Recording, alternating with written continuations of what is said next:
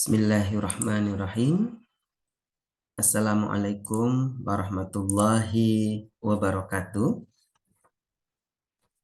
Perkenalkan, saya Irfai, Widya Iswara Ahli Madya di Balai Pelatihan Lingkungan Hidup dan Kehutanan Kupang.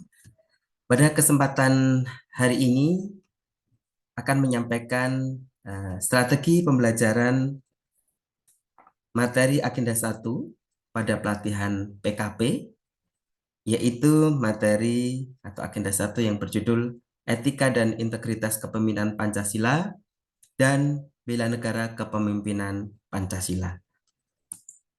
Sebelumnya saya mohon izin untuk men-share screen. Ya.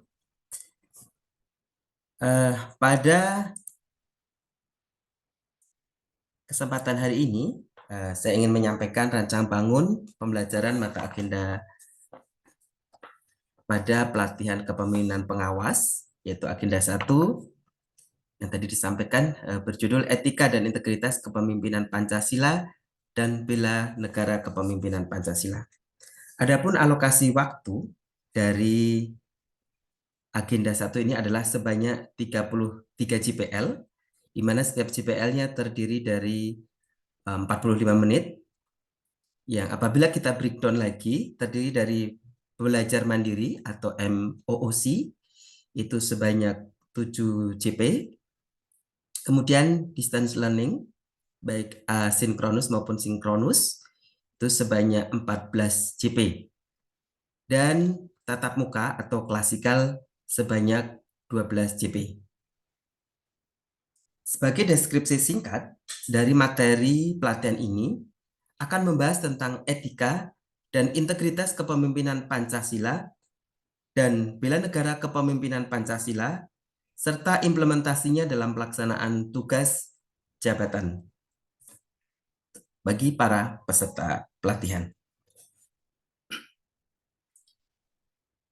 Tujuan pembelajaran, kompetensi dasar.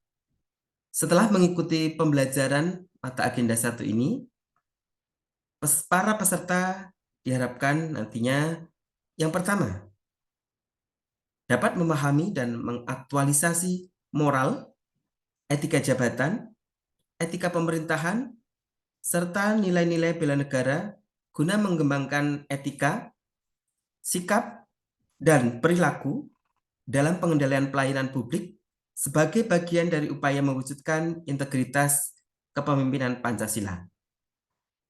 Selanjutnya, menganalisis persepsi publik mengenai lingkup dan wujud cinta tanah air dalam perspektif wawasan Nusantara. Kompetensi yang kedua, yaitu menganalisis persepsi publik mengenai lingkup dan wujud cinta tanah air dalam perspektif wawasan Nusantara, kearifan lokal, dan Pancasila, sistem pemerintahan Indonesia dalam kerangka tujuan negara dengan mengaktualisasi kepemimpinan dan nilai-nilai dasar bela negara dalam kompetisi dan konflik kepentingan dalam konteks aktual guna menangkal hambatan etika dan integritas pelayanan publik.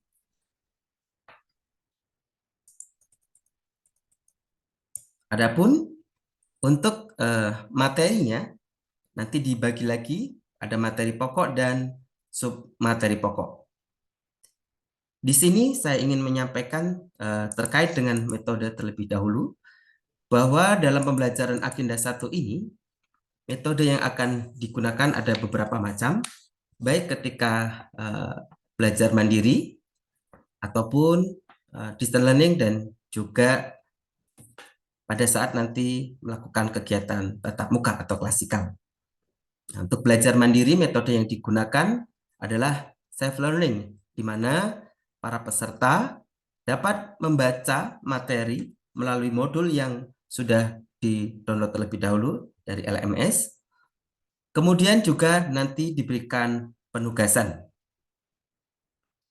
Metode yang lain adalah ceramah, diskusi, dan tanya jawab.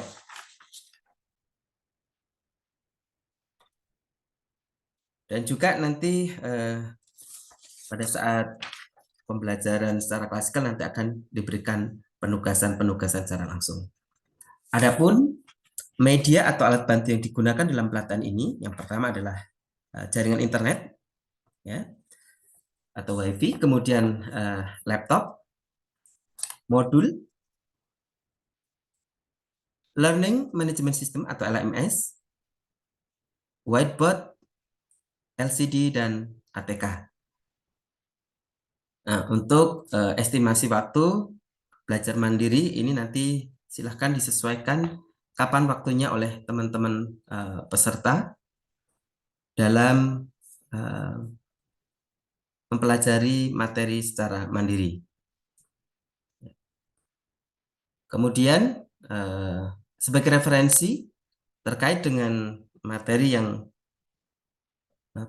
pelatihan PKP 2023 ini mengacu kepada peraturan Kepala LAN terbaru tahun 2003 tentang pedoman penyelenggaraan pelatihan struktural kepemimpinan, kemudian modul etika dan integritas kepemimpinan Pancasila, kemudian modul bela negara kepemimpinan Pancasila edisi 2021 yang nanti bisa di-download oleh Bapak Ibu peserta dari LMS. Selanjutnya kembali kepada materi pokok dan submateri pokok. Untuk indikator keberhasilan yang pertama yaitu menjelaskan bela negara dalam kilasan sejarah kemerdekaan. Ini beberapa submateri yang akan disampaikan atau kita diskusikan adalah sejarah kemerdekaan dalam konteks ASN, kerusuhan pada masa Amtinar, derita kaum pribumi, sejarah Sesanti Bhinneka Tunggal Ika, dan Garuda Pancasila. Untuk lebih detailnya, nanti Bapak Ibu peserta dapat membaca di modul. Kemudian, indikator yang kedua menganalisis nilai-nilai dasar dan teladan bela negara serta refleksi amanah ASN dalam sejarah kemerdekaan terdiri dari beberapa submateri pokok, bela negara dalam konstitusi, teladan bela negara, sikap nasionalisme oleh warga keturunan, kemudian indikator yang ketiga yaitu menjelaskan tujuan dan visi negara dan keterkaitannya dengan Pancasila. Yang pertama, submaterinya adalah tujuan negara dalam pembukaan UUD Negara Republik Indonesia tahun 1945. Visi negara dalam pembukaan UUD 45, Pancasila sebagai dasar negara dan pandangan hidup Pancasila bangsa, serta Pancasila sebagai jiwa, semangat, dan nilai pembukaan Undang-Undang Dasar Negara Republik Indonesia tahun 1945. Untuk metode, media dan alat bantu, serta estimasi seperti yang sudah disampaikan di bagian sebelumnya. Kemudian menjelaskan etika dan akuntabilitas ASN. Di sana kita akan mendiskusikan terkait pokok materi atau submateri. Yang pertama adalah konsep etika, akuntabilitas, dan integritas. Kemudian briefing singkat kepemimpinan. Indikator keberhasilan yang kelima adalah menganalisis penerapan etika jabatan pemerintahan dan integritas dalam pengendalian pelayanan publik. Di sini kita akan lebih banyak mendiskusikan terkait dengan konsep kewaspadaan nasional. Kemudian, indikator yang keenam adalah menjelaskan persepsi publik mengenai lingkup dan wujud cinta tanah air dalam perspektif wawasan Nusantara dan kearifan lokal. Submateri yang akan kita diskusikan, pengertian persepsi publik, lingkup dan wujud cinta tanah air, wawasan Nusantara, dan kearifan lokal. Kemudian yang ketujuh, indikator keberhasilannya adalah menjelaskan sistem pemerintahan Indonesia dalam kerangka tujuan negara sebagai amanat konstitusi. Di sana kita akan mendiskusikan bela negara dalam konstitusi, teladan bela negara, sikap nasionalisme oleh warga keturunan. Kemudian yang kedelapan, Menganalisis aspirasi publik dalam perspektif sila-sila Pancasila. Submateri pokoknya antara lain tujuan negara dalam pembukaan Undang-Undang Dasar Negara Republik Indonesia tahun 1945. Visi negara dalam pembukaan UUD NRI tahun 45. Pancasila sebagai dasar negara dan pandangan hidup bangsa. Pancasila sebagai jiwa, semangat, dan nilai pembukaan UUD 45.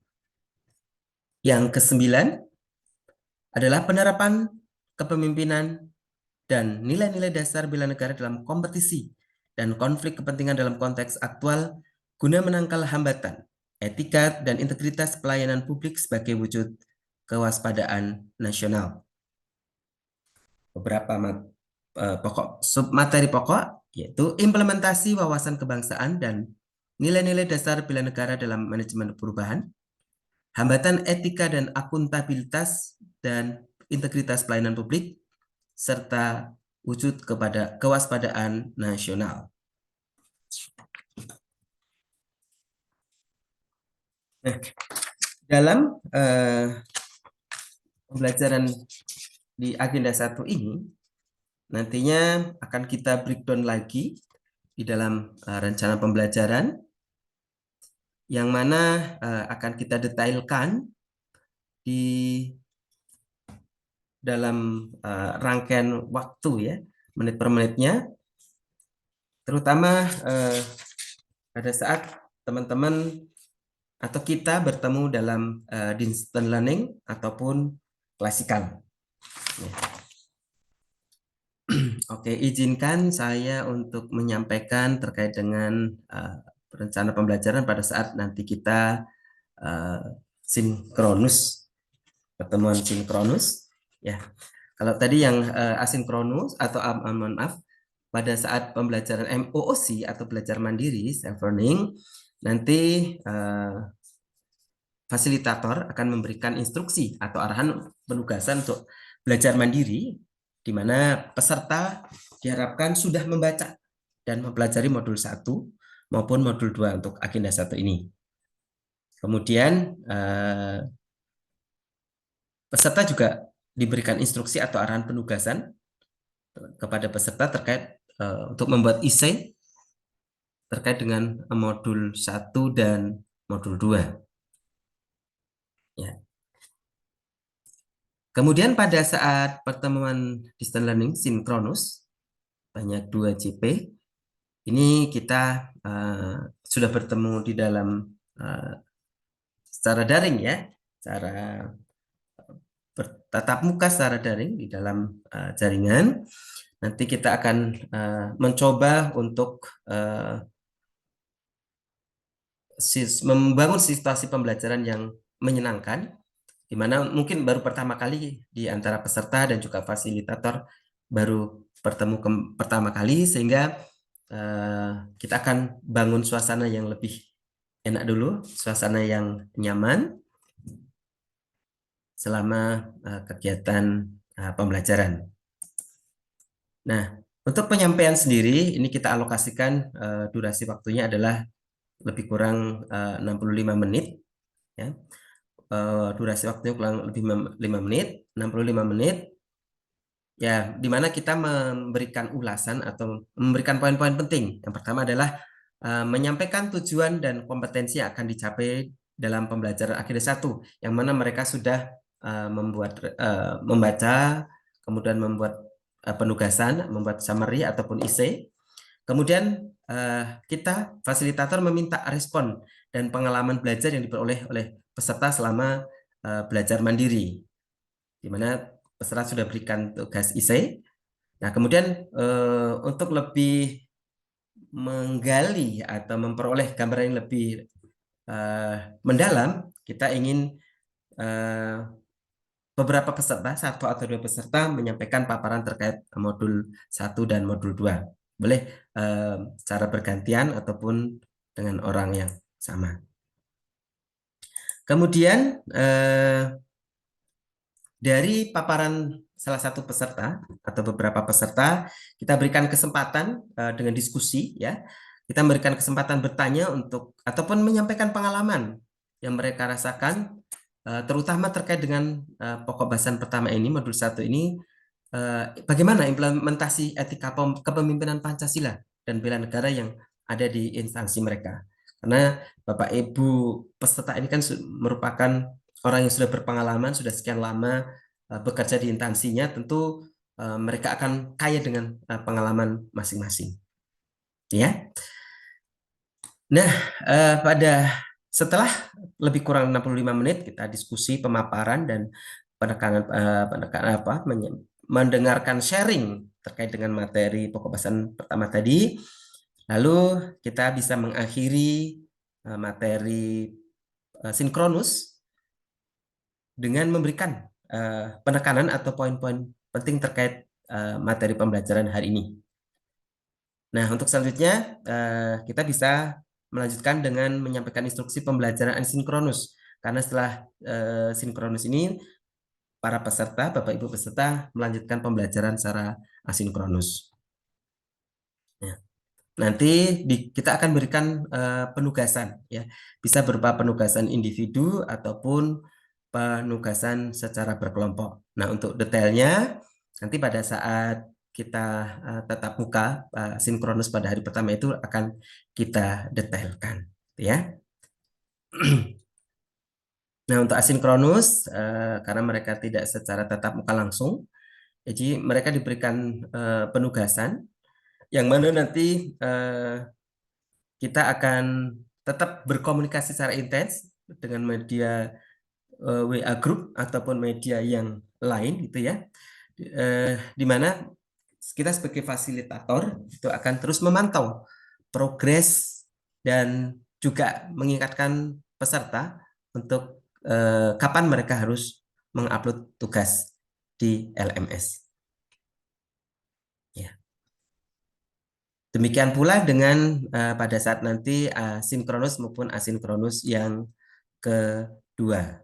Nah, kemudian untuk materi klasikal atau agenda yang sebanyak 12 CPL ini, karena ini akan merupakan media kita bertemu gitu ya, bertemu secara langsung di tempat penyelenggaraan pelatihan, di balai pelatihan ataupun di tempat-tempat yang sudah ditetapkan, sehingga sebagai pertemuan awal kita harus mencairkan suasana ya, mencairkan suasana mungkin dengan ice breaking melalui beberapa games-games untuk membangun kedekatan, membangun suasana kebersamaan di antara fasilitator, peserta dan juga dari panitia.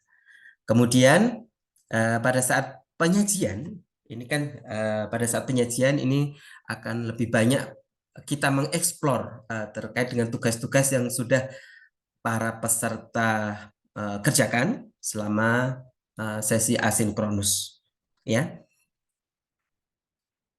Nah, untuk detailnya waktu per waktu atau menit per menit sudah kita siapkan di dalam rancangan pembelajaran ini. Ini sebagai gambaran. Kemudian pada saat sudah mendekati penutup, ya penutupan dari akhir sesi klasikal,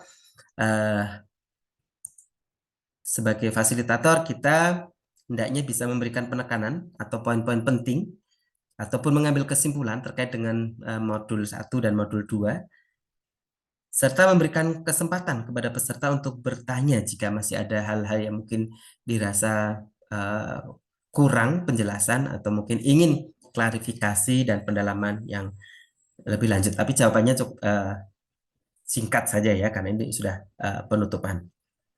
Nah, kemudian untuk menutup sesi pertemuan klasikal, fasilitator menyampaikan permohonan maaf seandainya dalam pembelajaran baik sinkronus, asinkronus maupun klasikal ada hal-hal yang tidak berkenan atau mungkin kurang bisa memuaskan dari pertanyaan-pertanyaan peserta.